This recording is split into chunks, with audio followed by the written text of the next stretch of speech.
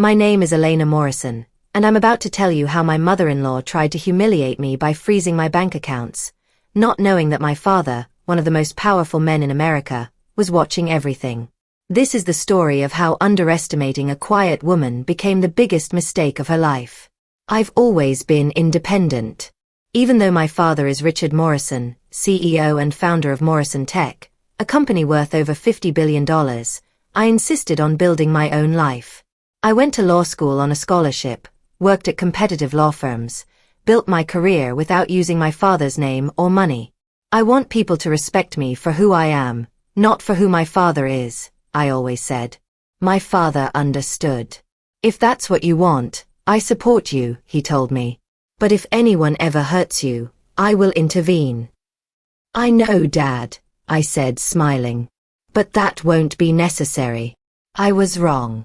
I met James Carter 3 years ago at a business conference in Chicago.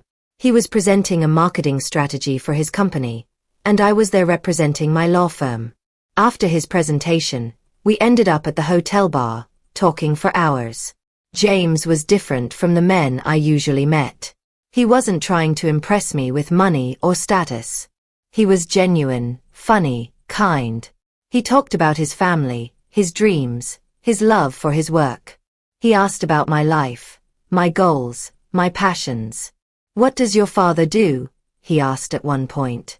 He works in tech, I said vaguely. It wasn't a lie. My father did work in tech. I just didn't mention that he owned one of the largest tech companies in the world. James nodded, not pressing for details.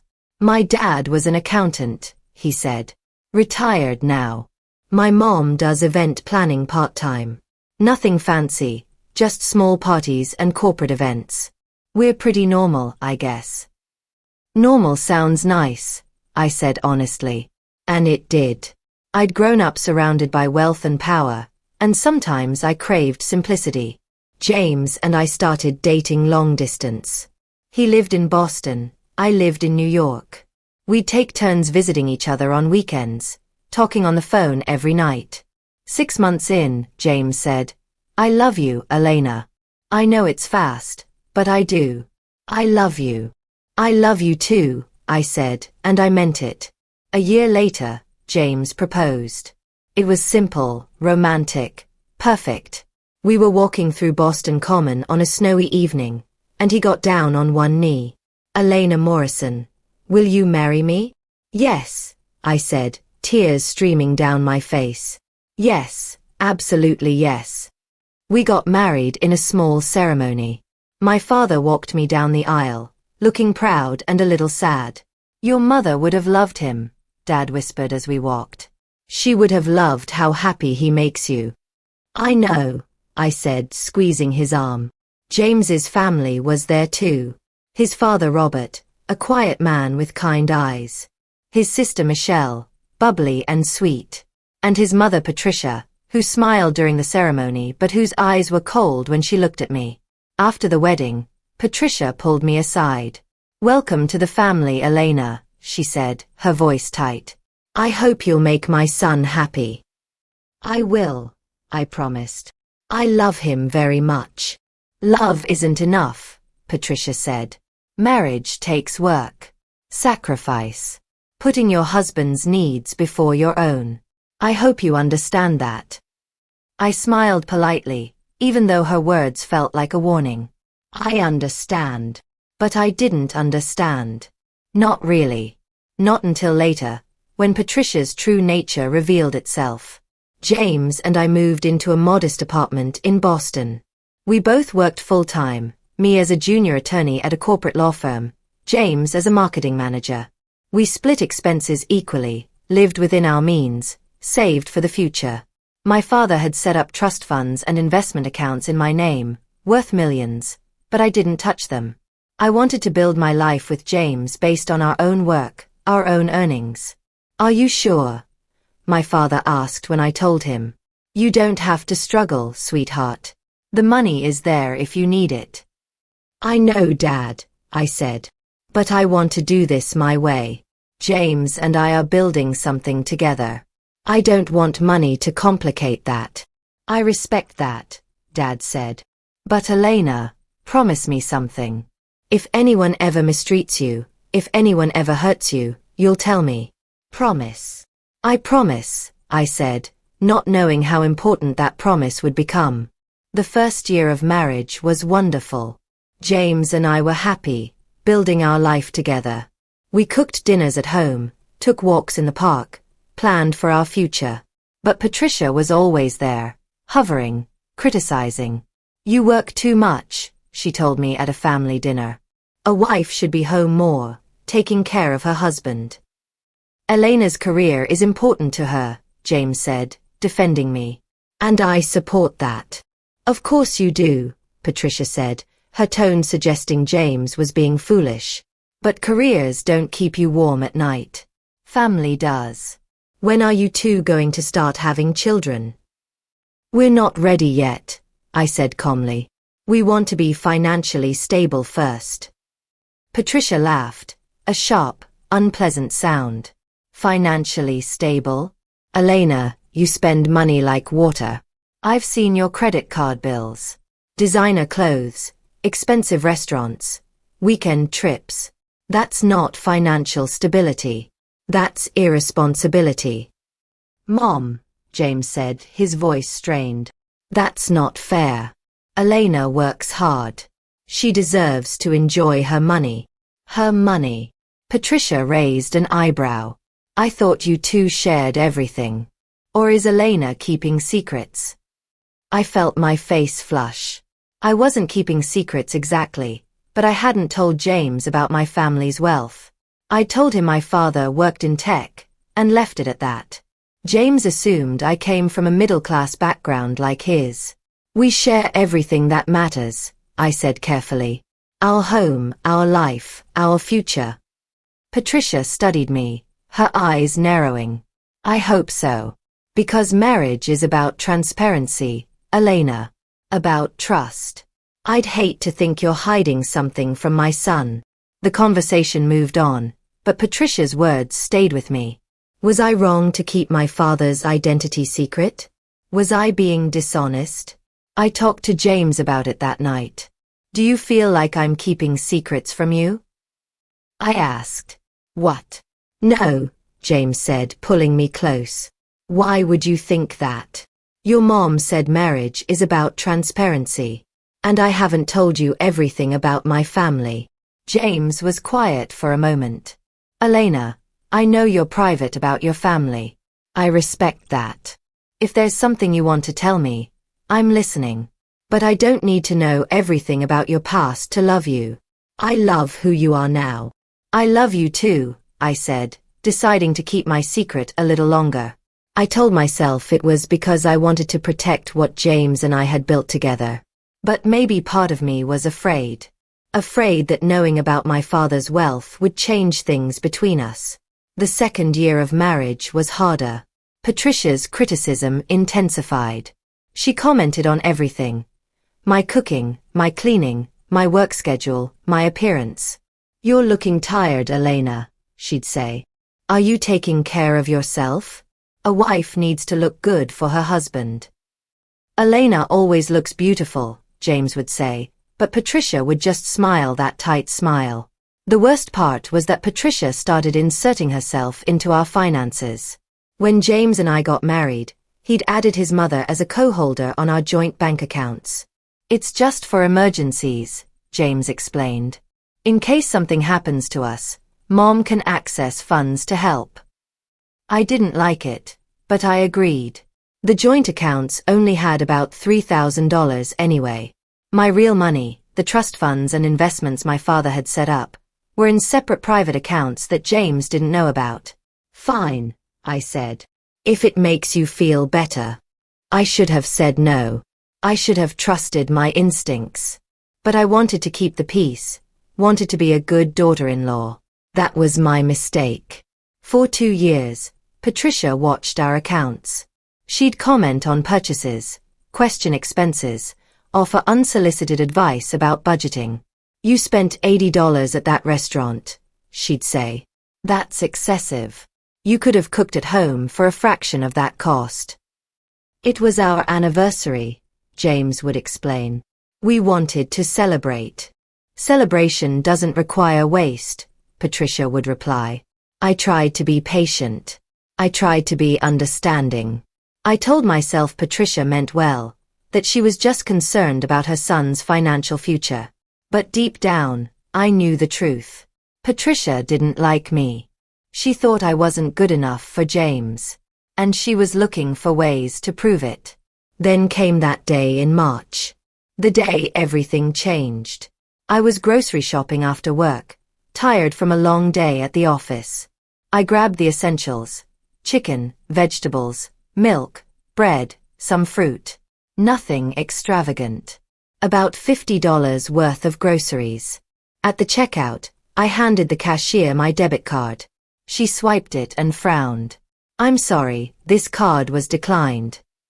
That's strange, I said, confused. Can you try again?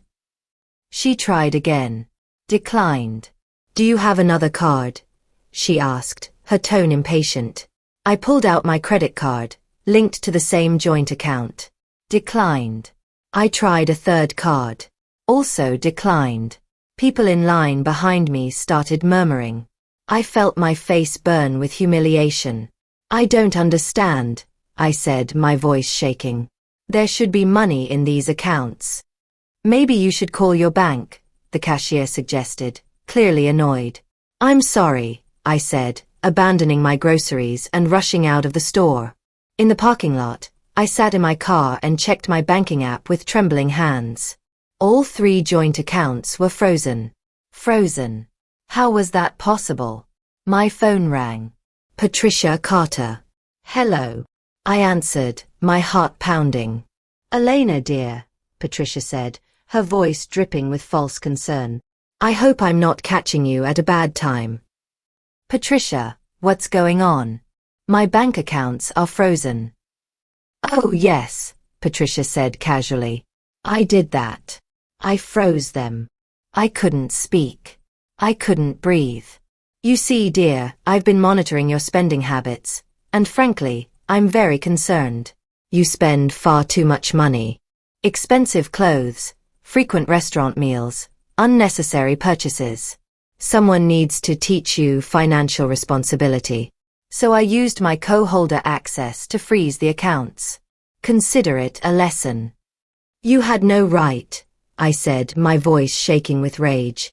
I have every right, Patricia said calmly. I'm a co-holder on those accounts. James gave me that access when you got married. Legally, I can manage those funds however I see fit. And I've decided that you need to learn to live on a budget. When you demonstrate better financial habits, I'll consider unfreezing the accounts. Patricia, you just humiliated me in public. My cards were declined in front of a store full of people. Then maybe you'll think twice before spending recklessly, Patricia said. This is for your own good, Elena. One day, you'll thank me. Now, I have to go. I have a lunch appointment. Goodbye, dear. She hung up. I sat in my car, shaking with anger and humiliation. Patricia had frozen my accounts. She'd humiliated me publicly. She'd treated me like an irresponsible child who needed to be taught a lesson.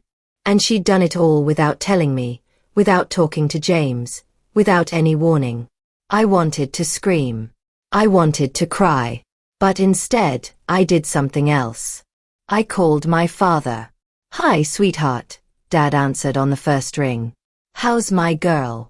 Dad, I said, my voice breaking. I need to tell you something. I told him everything. The frozen accounts, the humiliation at the grocery store, Patricia's phone call, the years of criticism and control. I told him about keeping my identity secret from James's family, about wanting to build my own life, about trying to be patient with Patricia. When I finished, there was a long silence. Then my father spoke, his voice dangerously calm. Give me her full name and where she works. Dad, what are you going to do? I'm going to teach her a lesson, Dad said. A lesson about power, respect, and the consequences of hurting my daughter. Dad, I don't want you to do anything illegal.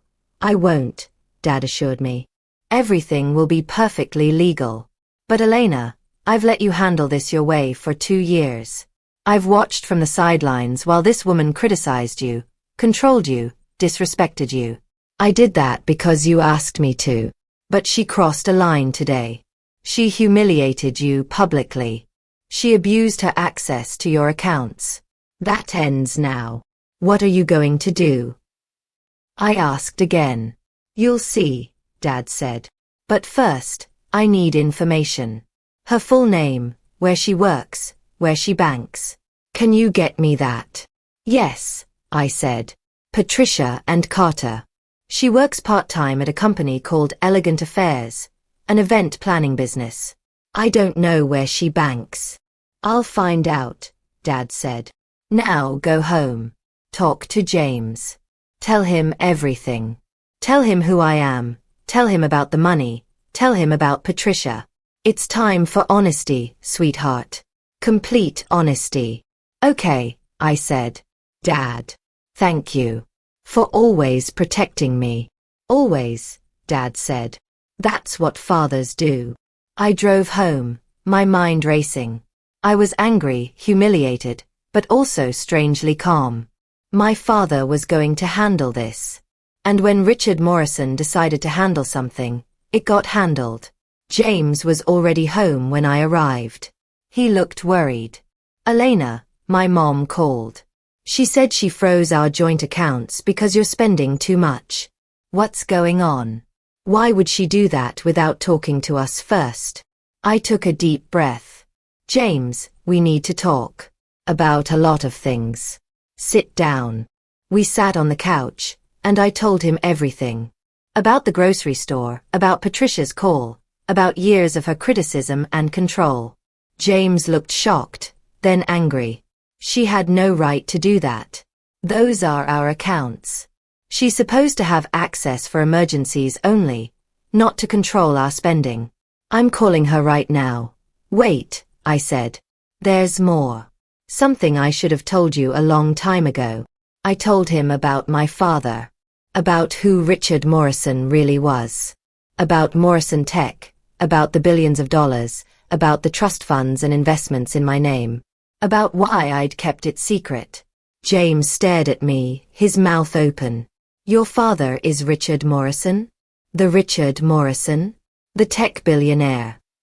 Yes, I said quietly. And you didn't tell me? I wanted you to love me for me, I explained. Not for my family's money. I wanted us to build our life together based on who we are, not on my father's wealth. I wanted what we have to be real. James was silent for a long moment. It is real, Elena. I love you. I've always loved you. But this is a lot to process. Your father is one of the richest men in America, and you've been living in a tiny apartment, working a junior attorney job, splitting grocery bills with me. Yes, I said. Because that's the life I chose. The life I wanted. With you. And my mother just froze the bank accounts of a woman whose father could buy and sell our entire family 1,000 times over, James said, a strange expression on his face. She has no idea who she just messed with, does she? No, I said. She doesn't. But she's about to find out. My father knows what she did. And he's not happy. What's he going to do? James asked, looking nervous. I don't know exactly, I admitted. But knowing my dad, it'll be memorable. And perfectly legal. He doesn't break laws. He doesn't have to. He has enough power and influence to destroy someone's life without ever doing anything illegal. Should I warn my mom? James asked. Would it matter? I asked. She humiliated me, James. She froze my accounts to teach me a lesson about financial responsibility. She treated me like an irresponsible child. She's been criticizing and controlling me for 2 years. And today, she crossed a line. My father is going to teach her a lesson in return. A lesson about power, respect, and consequences. James nodded slowly. I understand. And honestly, maybe she needs to learn that lesson. I love my mom, But what she did today was wrong. Really wrong. I'm glad you see that, I said, relieved. I was worried you'd take her side. Never, James said, pulling me close. I'm on your side. Always. I'm sorry I didn't see how bad it was with my mom. I should have protected you better. You're protecting me now, I said. That's what matters. We held each other for a long time. Then James said, "So what happens now?" "Now," I said, "we wait. And we watch. My father is a patient man, but when he moves decisively. Patricia is about to learn what it means to mess with Richard Morrison's daughter." I was right. The next morning, Patricia Carter woke up to a nightmare. She went to her favorite coffee shop for her usual latte and croissant. When she tried to pay, her credit card was declined. "That's strange," she said, frowning. "Try this one." The second card was also declined. And the third. "I'm sorry, ma'am," the barista said. "Do you have cash?" Patricia didn't. She left the coffee shop, embarrassed and confused. She immediately called her bank. "This is Patricia Carter," she said. "My cards aren't working. What's going on?" "One moment, Mrs. Carter," the representative said. There was a long pause. Then, "Mrs. Carter, your accounts have been flagged for review due to suspicious activity. They've been temporarily frozen pending investigation." "Suspicious activity?" Patricia shouted. "What suspicious activity? I haven't done anything suspicious." "I'm not at liberty to discuss the details over the phone," the representative said. "You'll need to come into the branch and speak with a manager." "Fine," Patricia snapped. "I'll be there in 20 minutes. She drove to the bank, furious. This was ridiculous. She'd done nothing wrong. At the bank, she demanded to see the manager. A nervous-looking man in his 40s led her to his office. "Mrs. Carter, I'm David Chen, the branch manager. I understand you're concerned about your accounts." "Concerned? I'm furious. My accounts are frozen for no reason. I need them unfrozen immediately." David shifted uncomfortably. "Mrs. Carter, the freeze came from our corporate office. Apparently, there was a complaint filed about unauthorized use of co-holder authority on another account." Patricia went pale. "What? What complaint?" "I don't have all the details," David said. "But the complaint came from very high up in our corporate structure. Very high up. The order is to keep your accounts frozen pending a full investigation. This could take several weeks." "Weeks?" Patricia's voice rose. "I have bills to pay. I have a life. You can't just freeze my accounts for weeks." "I'm sorry, Mrs. Carter, but my hands are tied. The order came from the top. There's nothing I can do." "Who filed this complaint?" Patricia demanded. "I have a right to know." "I'm not authorized to disclose that information," David said. "But I can tell you that the complaint involves your use of co-holder access on accounts belonging to Elena Morrison Carter. Does that name sound familiar?" Patricia's blood ran cold. Elena. This was about Elena. "She's my daughter-in-law," Patricia said. "I froze her accounts yesterday to teach her financial responsibility. I had every legal right to do that as a co-holder." "That may be," David said carefully. "But apparently, someone disagrees. Someone with significant influence. Mrs. Carter, I'm going to be honest with you. The order to freeze your accounts came from the CEO of our parent company. That's several levels above me. Whatever is happening here, it's serious. My advice: resolve whatever issue you have with Elena Morrison Carter. Quickly." Patricia left the bank in a daze. Elena had done this. Somehow, Elena had gotten her accounts frozen. But how? Elena was just a junior attorney. She didn't have that kind of power. Unless... Patricia's mind raced. Morrison. Elena's maiden name was Morrison. And the bank manager had emphasized that name. Morrison. Could it be? No. It was impossible. But Patricia went home and did something she should have done 2 years ago. She Googled Richard Morrison. The results made her stomach drop. Richard Morrison, CEO and founder of Morrison Tech, net worth $53 billion. One of the most powerful men in technology. One of the most powerful men in America. And there, in a photo from a charity gala 5 years ago, was Richard Morrison with his arm around a young woman.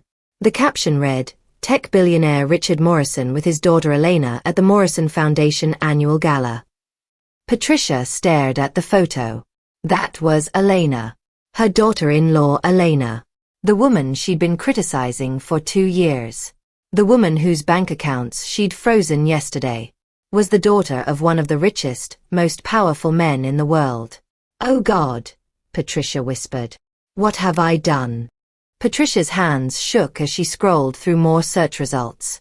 There were dozens of photos of Richard Morrison and Elena together. At charity events, at tech conferences, at Morrison Tech headquarters. The articles described Elena as notoriously private and determined to build her own career without trading on her father's name. One article from 3 years ago caught Patricia's attention. Richard Morrison's daughter chooses independence over inheritance.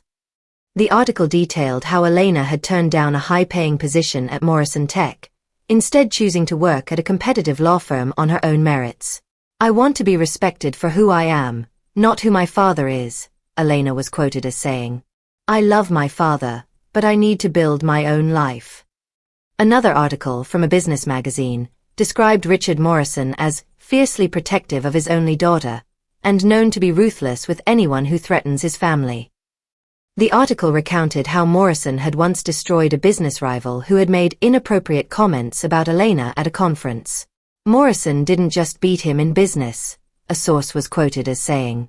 He systematically dismantled every aspect of the man's professional life. It was surgical, legal, and absolutely devastating. The message was clear: don't mess with Richard Morrison's daughter. Patricia felt sick. She'd messed with Richard Morrison's daughter. She'd criticized her, controlled her, and yesterday, she'd humiliated her publicly by freezing her bank accounts. And now Richard Morrison was coming for her. The phone rang. It was her employer, Elegant Affairs. "Patricia, it's Margaret," her boss said. "We need to talk." "What's wrong?" Patricia asked, though she already knew. "I just received a very strange phone call," Margaret said. "From Morrison Tech. They're one of the biggest tech companies in the world, Patricia. They throw massive corporate events, galas, conferences. We've been trying to get their business for years. And," Patricia's voice was barely a whisper, "and they called to say they're interested in hiring us for their annual gala. It's a huge contract, Patricia. Worth over $300,000. It would be the biggest job we've ever had." "That's wonderful," Patricia said, though she knew what was coming next. "It would be wonderful," Margaret said. "Except they have one condition. They specifically said they will not work with any company that employs Patricia Carter. They didn't give a reason. They just said your presence would be unacceptable." "Patricia, I'm sorry, but I can't turn down a contract like this. I have to let you go." "Please," Patricia said, her voice breaking. "Please don't do this. I need this job." "I'm sorry," Margaret said, and she did sound genuinely sorry. "But this is business. I'll mail your final paycheck. Good luck, Patricia." The line went dead. Patricia sat in her kitchen, staring at her phone. In less than 24 hours, her bank accounts had been frozen and she'd lost her job. All because she'd crossed Elena Morrison. No, not Elena Morrison. Elena Morrison Carter, daughter of Richard Morrison. And Richard Morrison was destroying her. There was a knock at the door. Patricia opened it to find a courier holding an envelope. "Patricia Carter?" "Yes," she said. "Sign here, please." Patricia signed and took the envelope. Inside was a single sheet of paper with a handwritten note. Mrs. Carter, you froze my daughter's bank accounts to teach her a lesson about financial responsibility. Consider this a lesson about power and respect. Your accounts will remain frozen for as long as it takes for you to understand that my daughter is not someone you control, criticize, or humiliate. When you're ready to apologize sincerely and change your behavior, contact Elena. Until then, enjoy living on a budget. Regards, Richard Morrison. Patricia's legs gave out. She sank to the floor, the note clutched in her hand. Richard Morrison had sent her a personal message. He was watching her. He was punishing her. And he wasn't going to stop until she apologized. Patricia called James immediately. James, I need to talk to you and Elena. Right now. Please. It's urgent. Mom, what's going on? James asked. Please, Patricia begged. Just come over. Bring Elena. I need to apologize. An hour later, James and Elena arrived at Patricia's house. Patricia looked terrible. Her eyes were red from crying, her hands were shaking, and she looked like she'd aged 10 years overnight. Thank you for coming, Patricia said, her voice hoarse. Please, sit down. They sat. Patricia took a deep breath. Elena, I owe you an apology. A real apology. I've been terrible to you since the day we met. I criticized you, controlled you, judged you. And yesterday, I crossed a line. I froze your bank accounts to humiliate you, to teach you a lesson. I was wrong. So wrong. Yes, you were, Elena said calmly. I didn't know who you were, Patricia continued. I didn't know your father was Richard Morrison. If I had known, if you had known, you would have treated me differently. Elena interrupted. You would have been nice to me because of my father's money and power? That's exactly why I didn't tell you, Patricia. I wanted to be judged for who I am, not who my father is. But you judged me anyway. You decided I wasn't good enough for your son. You decided I was irresponsible, wasteful, unworthy.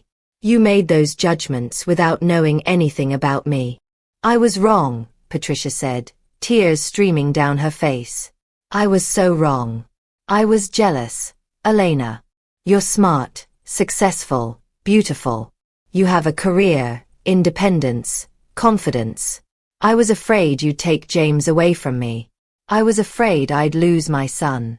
So I tried to control you to make you feel small, to prove that I was still important. But all I did was hurt you. And now your father is punishing me, and I deserve it. Yes, you do, Elena said. But Patricia, this isn't just about my father punishing you. This is about you understanding why what you did was wrong. You didn't just freeze my bank accounts. You humiliated me in public. You made me feel powerless and small. You treated me like a child who needed to be taught a lesson. How do you think that felt? Terrible, Patricia whispered. I'm so sorry. Are you sorry because you're facing consequences? Elena asked. Or are you sorry because you genuinely understand that what you did was wrong? Patricia was silent for a long moment. Then she said, both. I'm sorry because I'm facing consequences. I won't lie about that. Having my accounts frozen, losing my job, it's terrifying. But I'm also sorry because I do understand now. What I did to you yesterday, that's what your father is doing to me now. And it feels awful. It feels humiliating and powerless and unfair. And if that's how I made you feel, then I'm truly sorry. You didn't deserve that. No one deserves that. Elena studied her mother-in-law. Patricia looked broken, humbled, genuinely remorseful. Okay, Elena said finally. I believe you. But Patricia, words are easy. I need to see change. Real, lasting change. Can you do that? Yes, Patricia said. I promise. I'll never criticize you again. I'll never try to control you.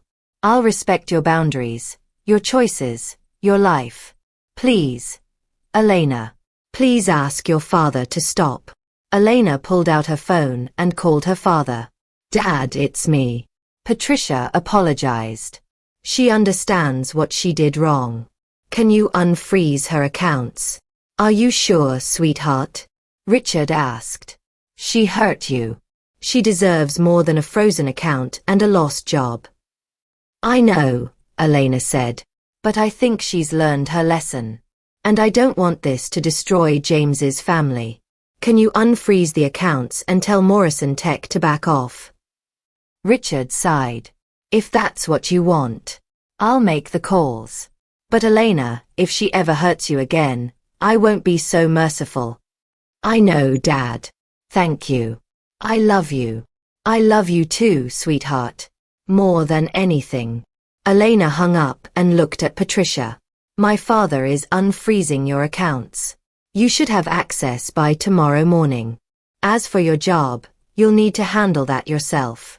But I suspect Elegant Affairs will reconsider once Morrison Tech is no longer blacklisting you. Thank you, Patricia sobbed. Thank you so much. Don't thank me, Elena said. Thank James. He's the reason I'm being merciful. But Patricia, hear me very clearly. If you ever try to control me again, if you ever humiliate me again, if you ever cross me again, my father won't stop with frozen accounts and lost jobs. He'll destroy everything you have. Your home, your savings, your reputation, everything. Do you understand? Yes, Patricia whispered. I understand. Good, Elena said. She stood up. Come on, James. Let's go home. In the car, James was quiet. Finally, he said, that was intense. Yes, it was, Elena agreed. Do you think she really learned her lesson? James asked. I think so, Elena said. Fear is a powerful teacher. And your mother is definitely afraid of my father now. Can you blame her? James said. Your dad destroyed her life in less than 24 hours. And he did it all legally. That's terrifying. That's the point, Elena said. My father wanted her to understand that I'm not someone she can control or humiliate. He wanted her to understand that there are consequences for hurting me. And I think she understands now. The next morning, Patricia's bank accounts were unfrozen. She checked her balance obsessively, hardly believing it was real. The money was back. She could pay her bills, buy groceries, live her life. She called Elegant Affairs and spoke to Margaret. I don't know what happened, Margaret said, but Morrison Tech called this morning and said they no longer have an issue with you. They're still interested in hiring us for their gala, and they said you can be part of the team if you want. Patricia, I don't know what you did, but whatever it was, it worked. Do you want your job back? Yes, Patricia said. Yes, please. Thank you. Great, Margaret said. See you Monday. Patricia hung up and cried with relief. She had her accounts back. She had her job back. She had her life back. But she'd never forget the lesson Richard Morrison had taught her. Never underestimate a quiet woman. And never, ever mess with Richard Morrison's daughter. Over the next few months, Patricia was a different person. She stopped criticizing Elena. She stopped trying to control James. She was polite, respectful, almost deferential. Are you okay, Mom? James asked one day. You're being really quiet lately. I'm fine, Patricia said. I'm just trying to be better. To do better. Elena noticed the change too. Patricia no longer commented on her spending, her work schedule, her appearance. She no longer asked invasive questions about when Elena and James would have children. She was just nice. It's weird, Elena told her father during one of their weekly phone calls. Patricia is being so nice now. Almost too nice. She's afraid, Richard said. She knows what I'm capable of. She knows that if she crosses you again, I'll destroy her. Fear is keeping her in line. Is that healthy? Elena asked. For a relationship to be based on fear? It's not ideal, Richard admitted. But it's better than her continuing to abuse and control you. Give it time, sweetheart. Maybe eventually, The fear will fade and genuine respect will take its place. Or maybe the fear will always be there. Either way, she's treating you better now. That's what matters. Elena supposed he was right. Patricia was treating her better. That was what mattered. 6 months after the incident, Elena found out she was pregnant. She and James were overjoyed. "We're going to be parents," James said, holding her close. "I can't believe it." "I can't either," Elena said, tears of happiness streaming down her face. They told their families. Richard cried when he heard the news. "I'm going to be a grandfather," he said, his voice choked with emotion. "Your mother would have been so happy, Elena. So happy." "I know, Dad," Elena said. "I wish she was here." "She is here," Richard said. "In you. In the baby. She's always here." When they told Patricia, her reaction was surprisingly genuine. "That's wonderful," Patricia said, tears in her eyes. "I'm so happy for you both. Thank you for telling me." "Of course we'd tell you," James said. "You're going to be a grandmother." "I hope I can be a good one," Patricia said, looking at Elena. "I know I wasn't a good mother-in-law, but I want to do better. I want to be better.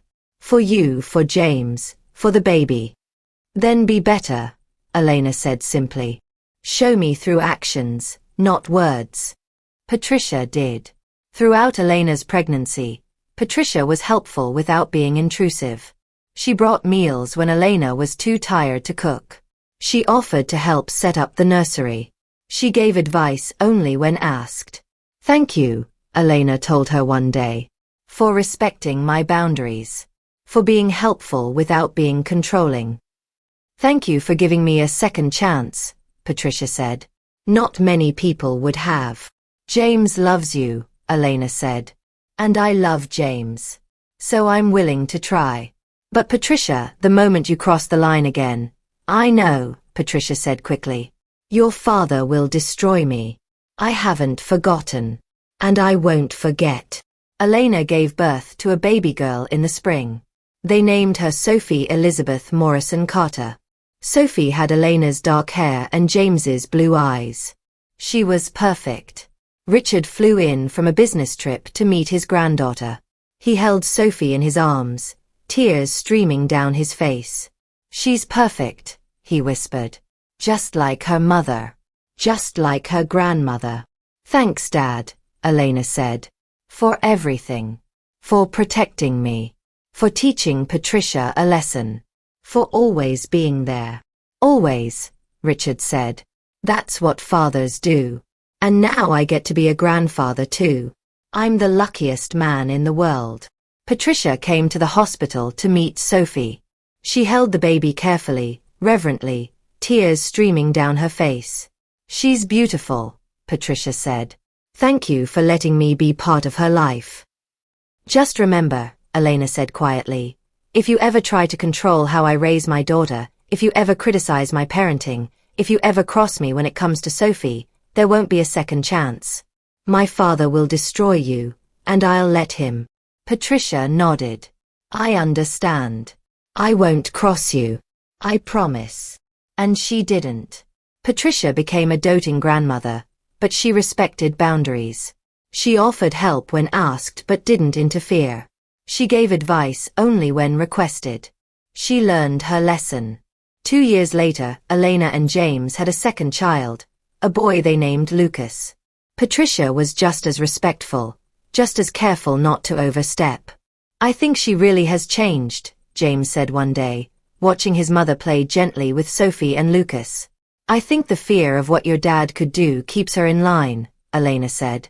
"But you know what? I'll take it. She's a good grandmother. She's kind to the kids. She respects our boundaries. That's all I ever wanted." "Do you think you'll ever tell the kids the story?" James asked. "About what Grandma Patricia did and how Grandpa Richard punished her?" "Maybe when they're older," Elena said. "When they're old enough to understand the lessons. About standing up for yourself. About consequences. About power and respect. And about never underestimating a quiet woman, James added with a smile. Especially that, Elena agreed.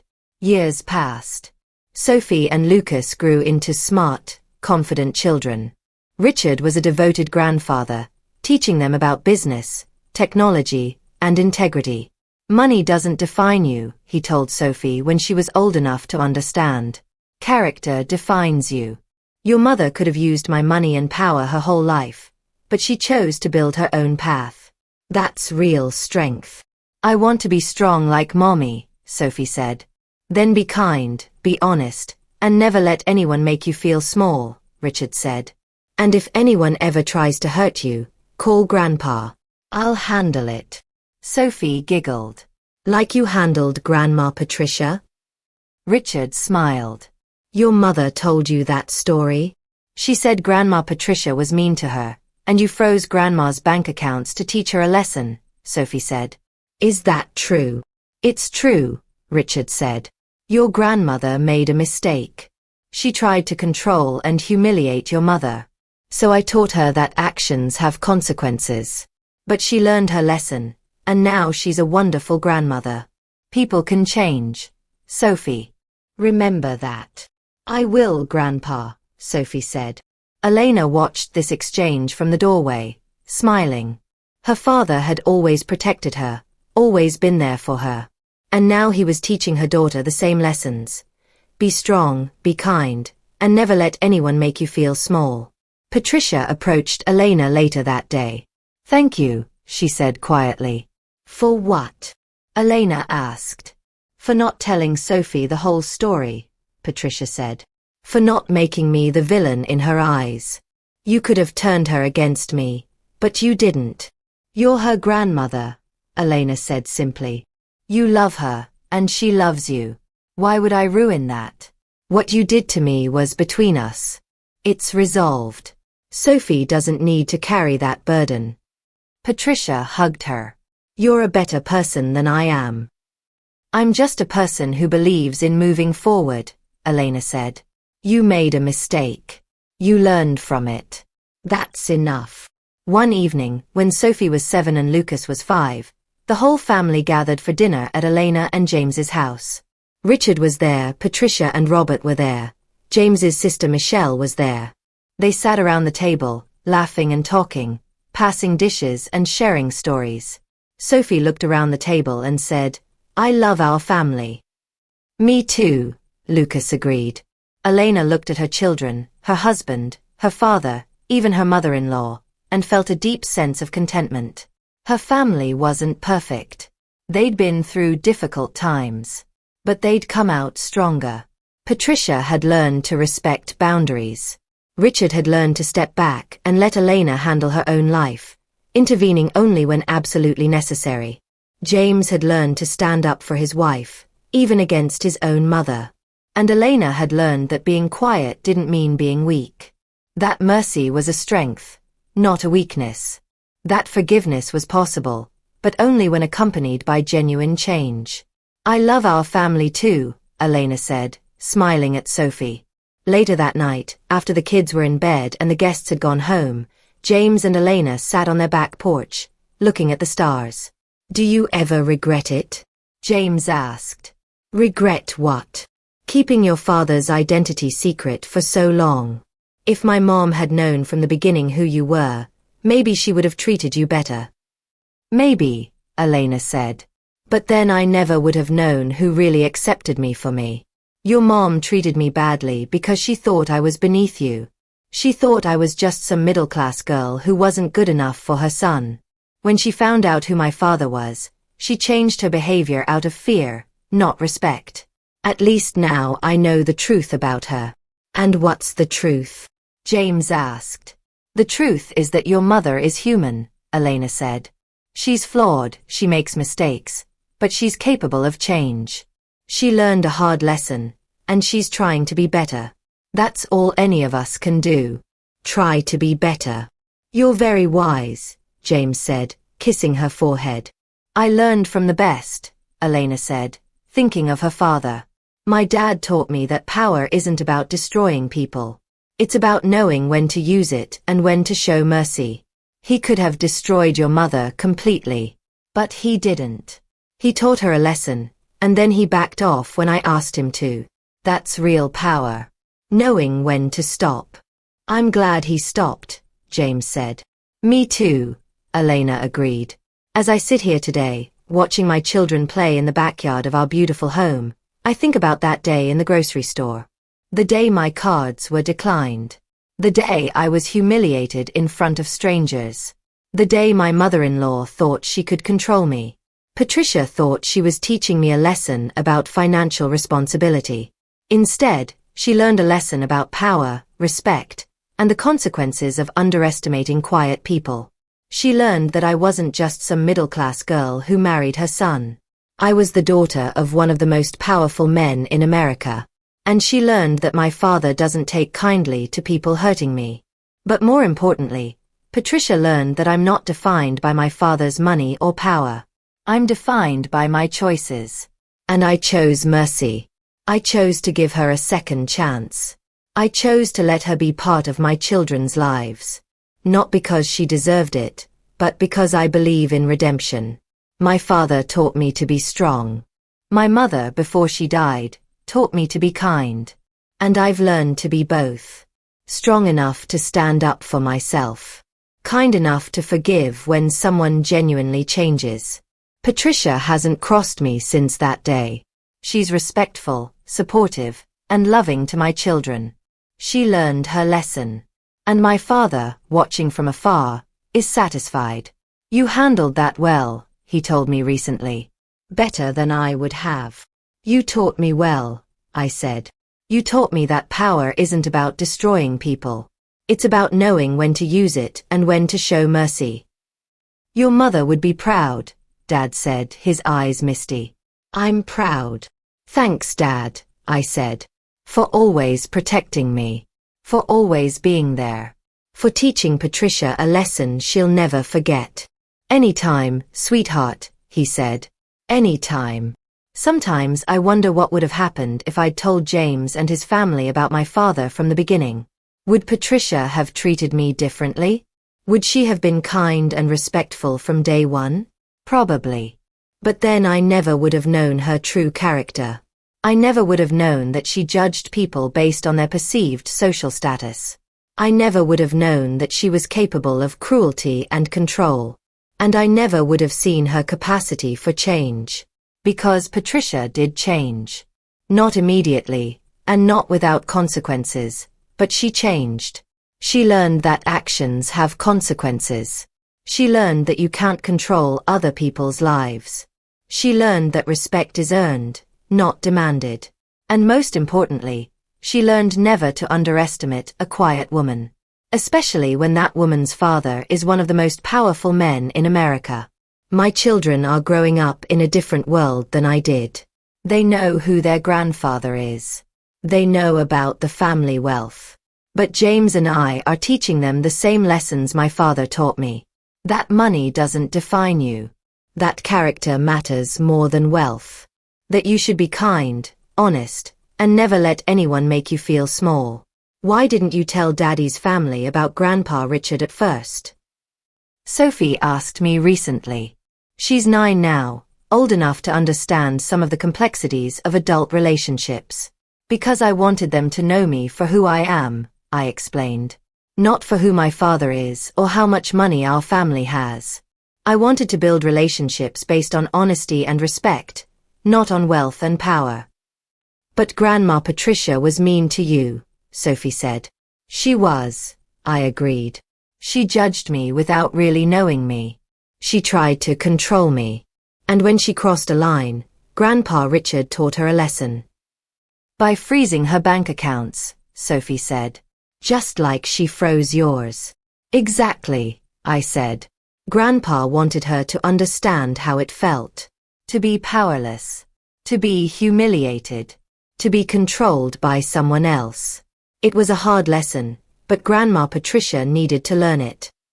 Is that why she's so nice now? Sophie asked. Partly, I said. She's nice now because she's afraid of what Grandpa Richard could do if she's mean again. But I also think she's nice because she genuinely learned that what she did was wrong. She understands now that you can't control other people, that you have to respect boundaries, that actions have consequences. I'm glad she learned, Sophie said. Me too, I said. Because now you have a wonderful grandmother who loves you very much. And that's what matters. Sophie hugged me. I love you, Mommy. You're the strongest person I know. I love you too, baby, I said, holding her close. And you're going to be even stronger than me. I hope that's true.